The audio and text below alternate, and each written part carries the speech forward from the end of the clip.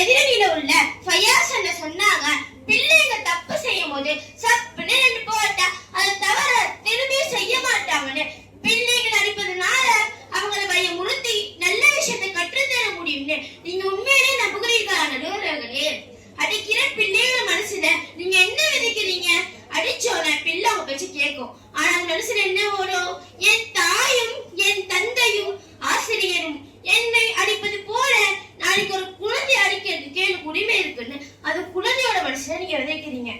அப்பாவும் அம்மாவும் அண்ணன் அடிப்பது போல அண்ணன் தம்பி அடிப்பான், தம்பி பக்கத்து வீட்டு சின்ன பையன் அடிப்பான். இதே ஒரு தொடர் கதையாக போகுது நடுவர்களே. இது சைக்காலஜிக்கல் ஃபேக்ட் நடுவர்களே. கனிவு அப்படின்றது சாப்பாடு மாதிரி எவ்வளவு வேணா சாப்பிட்டுக்கலாம். கண்டிப்பா அப்படின்றது ஊறுகாய போல அளவோட சாப்பிடணும் நடுவர்களே. இன்றைய சமுதாயத்துல பிள்ளைகளுக்கு பெரிதும் உதவுது கண்டிப்பு கண்டிப்பு சொல்றாங்களே எதிரணி. இந்த விஷயத்தை எல்லாம் கேட்டுக்கோங்க. கண்டிப்பு கண்டிப்பு என்ற பேர்ல பல உயிர்கள் நடந்துட்டு இருக்கும். ஒரு பிள்ளை நல்லா படிக்குது அப்படின்னா அவனை பாராட்டும். இதே அந்த குழந்தை நல்லா படிக்கல அப்படின்னா கண்டிக்கின்றோம் என்ற பேர்ல அவனத்துக்கு என்னமோ செய்யணும். இதே அந்த குழந்தை நல்லா படிக்கல அப்படின்னா இந்த வாட்டி மார்க் பேச்சுனா என்னமா அந்த வாட்டி மார்க் எடுத்துமா சொல்ல பெற்றோர்கள் இங்க எத்தனை பேர் இருக்காங்க நடுவர்களே, குறைவான நடுவர்களே. இன்னைக்கு நிறைய பெற்றோர்கள் என்ன சொல்லுவாங்க தெரியுமா? பக்கத்து வீட்டு பையன் பாரு எவ்வளவு நல்லா படிக்கிறான், நீ தான் இருக்கே உன்னை பெற்றதுக்கு நான் மார்க் வாங்கி வளர்த்துக்கலாம், நீ படிக்காம எதுக்கு உயிரோட இருக்கலாம்? ஒரு வாட்டி தோல்வி அடைஞ்சிட்டானா அது தோல்விதான் வெற்றிக்கு முதல் படி.